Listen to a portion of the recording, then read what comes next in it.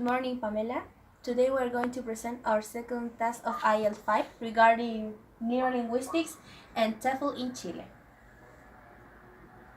Okay, first our presentation is going to be divided between the introduction, which is what we're doing now, the context of the school in which we based our proposal, the case study, which is a 6th grade on her Iel V school, or literature review, in which we're going to talk about authors that have the basis for our own proposal or proposal itself, and then we're going to make a conclusion in terms of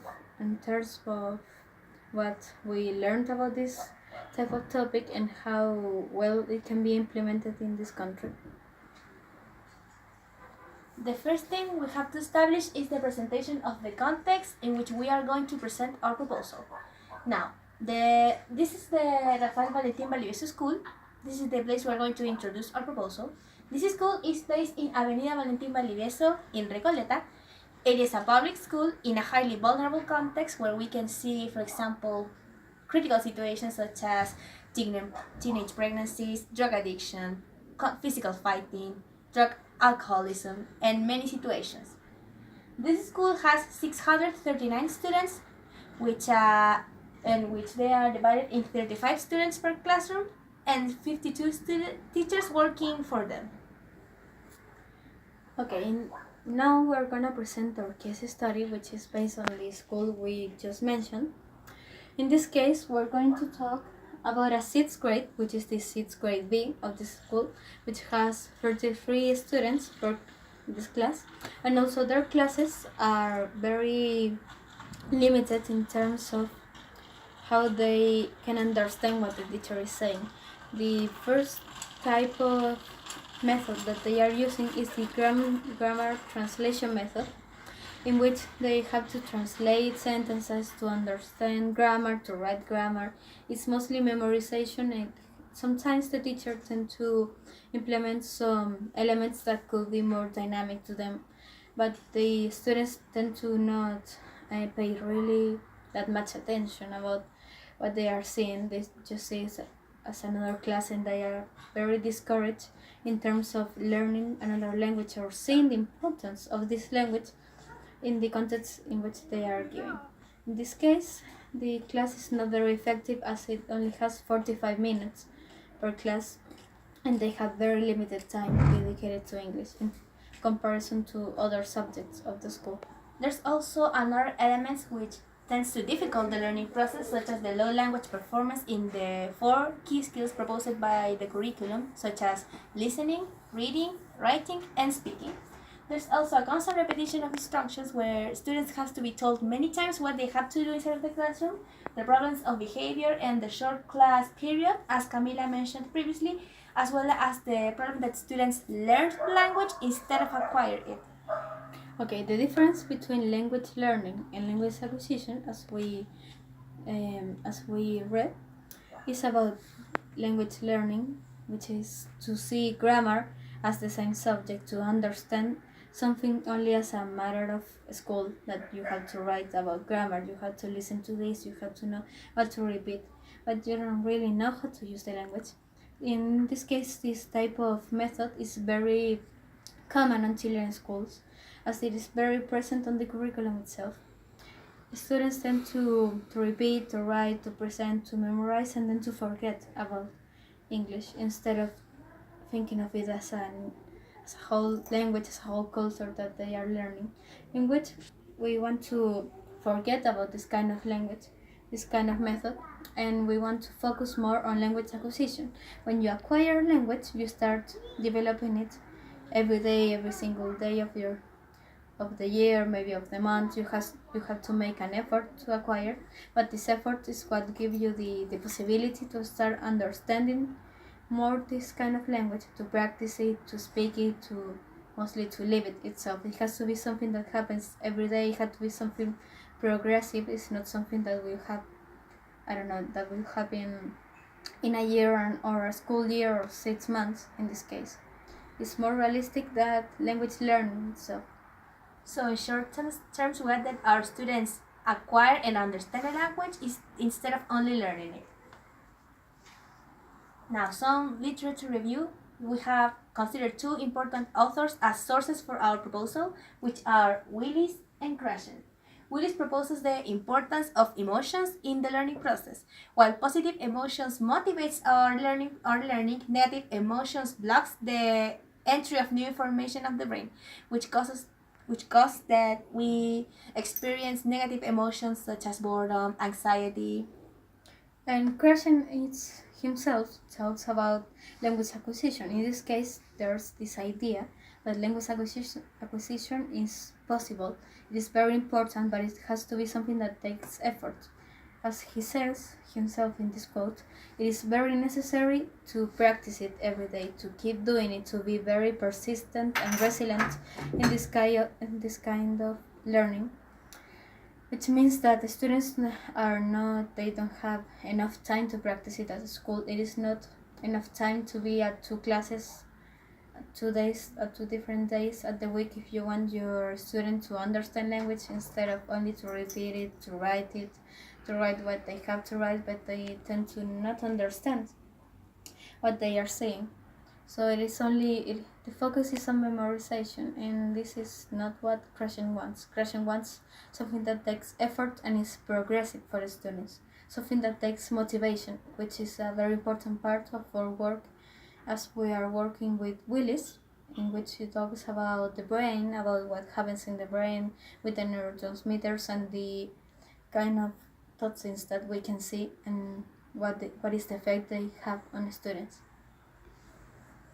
Now, we're going to talk about emotions and the brain and the importance of set topic to our proposal.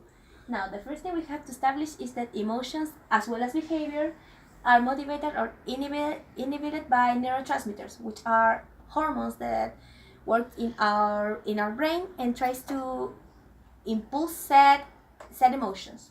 As we talked about boredom, about the students being bored, which is very common in class, it happens because of the amygdala. When the student or the person itself starts to feel, I don't know, threatened, to feel scared, to feel angry, they start to block the entry of new information.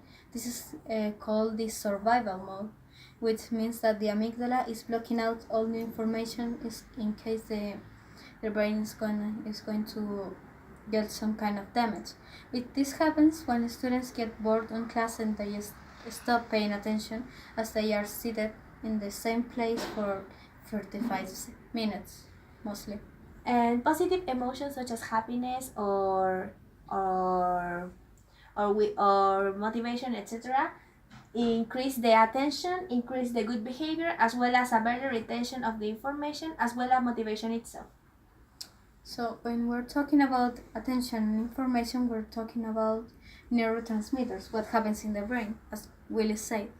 There are three most important neurotransmitters in terms of what a student is going to feel if we change the current situation in the English classroom. The first one is serotonin. Serotonin is very related to terms of happiness, maybe to not feel scared, to not feel threatened, to not feel anxious. Many students feel anxious about English, thinking that they will never understand it, so they tend to block themselves from the new content that they are seeing. In this case, we need to increase the serotonin on a student so that way they start to soothe themselves, to be more calm, to be more happy, as a way of saying it.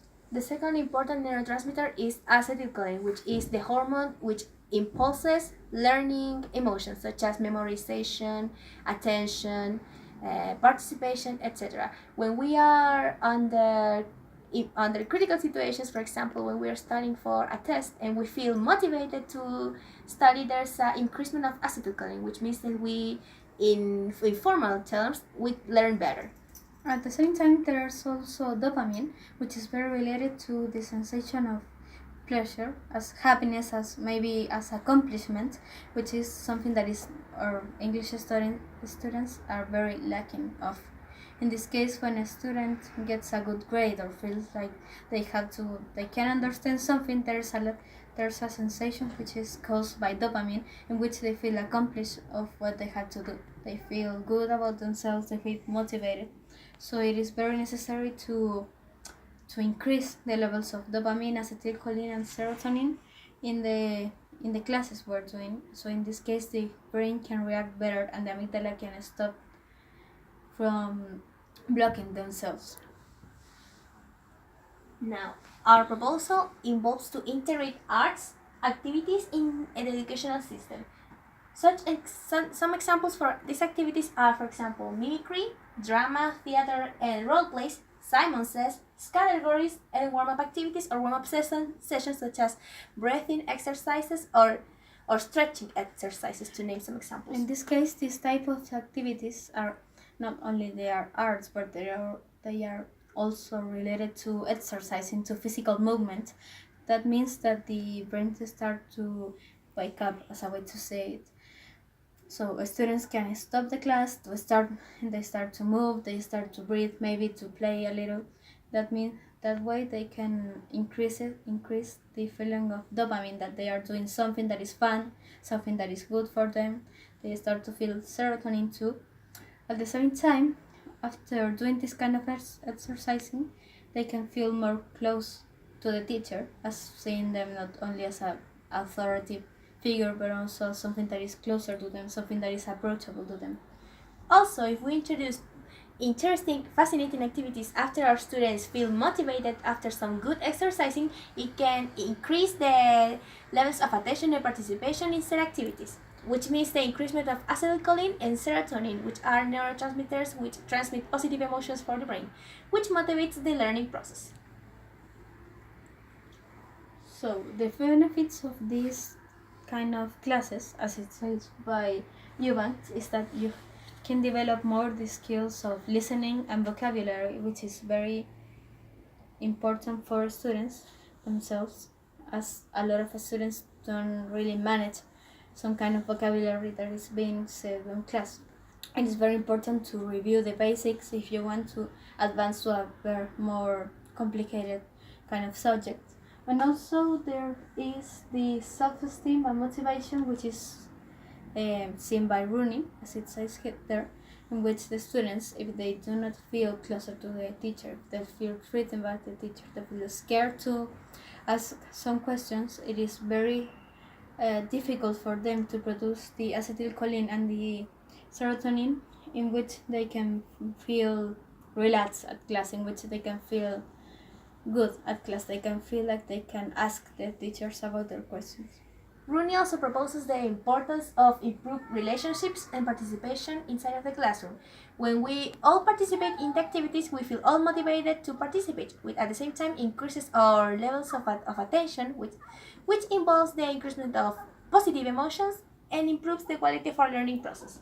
As well, Rooney talks about the classroom and learning environment. If we have a positive learning environment and a positive classroom environment, that means that we can obtain good results in our learning process, which means good interactions, good interesting activities, good participation, and some other benefits which can be presented inside of the classroom. Obviously, this kind of proposal, it will take time to get accustomed in the traditional learning process in which we're here in Chile. So it is necessary to do a progressive work between students, so that way they can feel accustomed to this kind of work.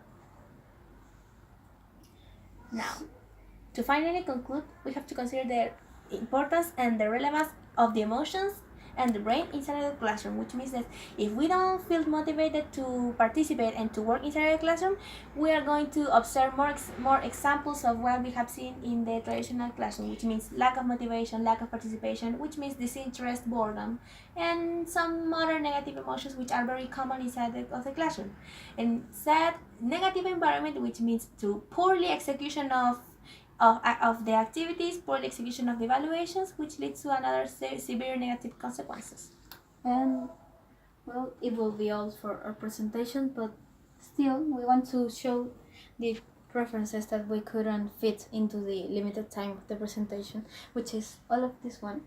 It means that all of this kind of reference are according to what we're saying, that physical activity and arts, it's a good way to improve the way that English is being taught here in Chile. And it doesn't it doesn't only have to be here in Chile, but it can be implemented to other kind of subjects, because the important part of this presentation is that the student can learn in a better way, in a more effective way.